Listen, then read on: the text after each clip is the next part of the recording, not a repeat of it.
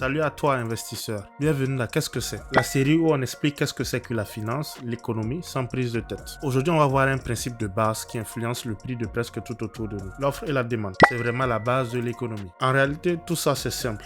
C'est exactement comme tu l'entends. La demande, c'est le nombre de personnes qui veulent acheter un produit ou un service. Et l'offre, c'est le nombre de personnes ou d'entreprises qui proposent ce produit ou ce service. Le prix d'un bien dépend alors de la relation entre ces deux forces. Si beaucoup de gens veulent acheter quelque chose, c'est qu'il y a une forte demande. Mais s'il y en a peu de disponibles, alors l'offre est faible. Dans ce cas, les prix montent. Et inversement, s'il y a trop de stock et pas assez d'acheteurs, les prix baissent. Ça fonctionne exactement comme une balance. Imagine un stand de frites dans un festival. Il n'y a qu'un seul vendeur. Offre faible, mais plein de gens qui ont faim. Du coup, la demande est forte. Le vendeur peut alors vendre ses frites à 8 € la portion, voire plus. Pourquoi? Parce que les gens veulent absolument acheter même à un prix élevé. Mais maintenant, imagine que 10 autres stands ouvrent à côté. L'offre augmente fortement. Chaque vendeur devra baisser ses prix pour attirer des clients. Dans ce cas, le prix passera de 8 € à 5 €, voire à 3 €. En 2020, lors de la pandémie, l'une des histoires les plus sombres de l'humanité, les prix des masques ont augmenté. Au début, la demande était énorme, mais l'offre était très limitée. Les prix s'envolaient. Mais les usines ont commencé à produire en masse.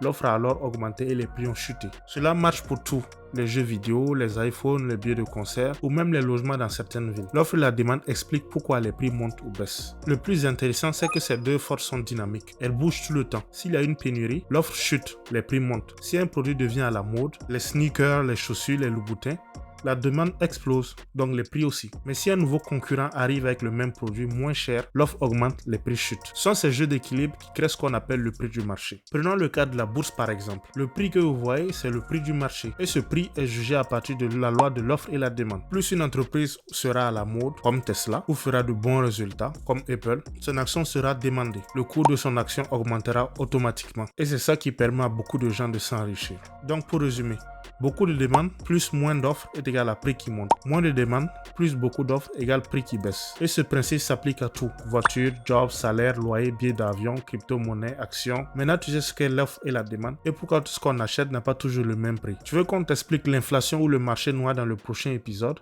Dis-le en commentaire et abonne-toi à Qu'est-ce que c'est. Et surtout, investissez intelligemment.